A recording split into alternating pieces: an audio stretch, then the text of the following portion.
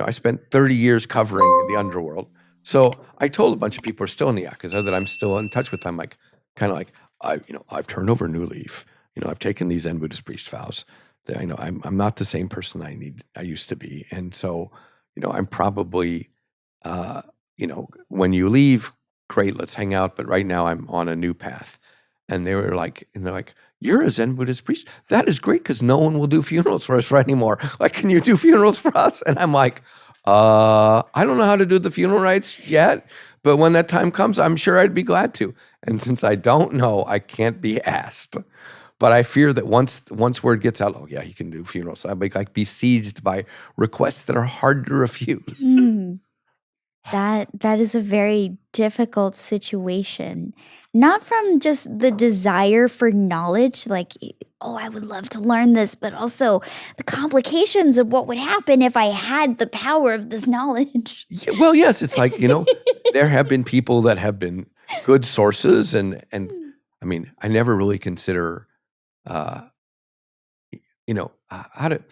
they're gangsters, right? Yes. Their loyalty is to their gang and to their members. And we might have some kind of quasi-friendship, but it's never a real friendship because the loyalties to their boss, to their brothers in the organization will almost always trump me. Right. It's like I took care of a coyote for a couple months.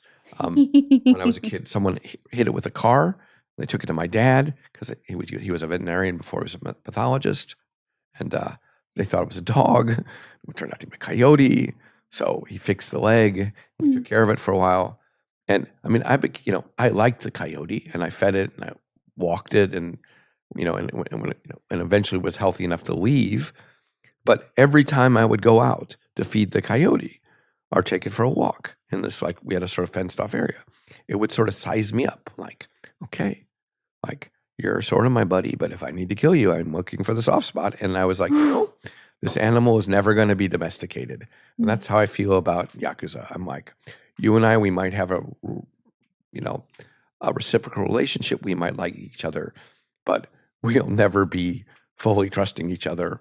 And that's one of the reasons I'm like not anxious to have the kind of skills that would put me in a situation where I actually have to say no. Yeah. It's easier to say, I would love to, but I don't know how to yet. Right. It would be disrespectful for me to do. It would be disrespectful. It would be like, after all I've done for you. But it is also very sad to me that they can't have rights for their dead because so many people are refusing it.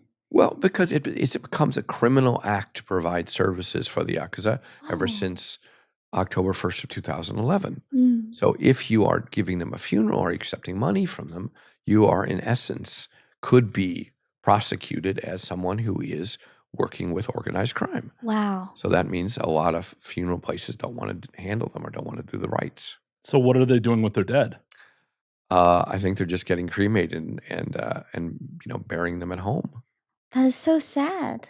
It is kind of sad. I mean, at one point you could argue, well, that's the life you chose. Yeah, absolutely. That's what you get. But it does seem like, well, most regular Japanese people get to have a funeral. Culturally, it's about, honoring the dead and placing a respect to put those. Well, and you're just like Tibetan Buddhism, there's this kind of belief that after you die, there's a kind of limited period of time for you to move on to the next incarnation.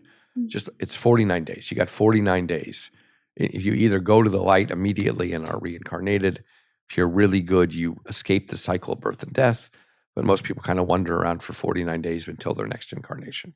On the point of this is the life they signed up for, if they were members before 2011, it's not the life they signed up for. They didn't sign up knowing, oh, hey, I'm not going to be able to even have funeral rites. And since, as you've said previously, a lot of them are much older than signing up in 2011 at this point. Yeah, the average age of a Yakuza is 55. I am 55. Because nobody young joins. It's like becoming a newspaper journalist. I mean, there's no future in it. And the penalties are stiff. That's very inconvenient.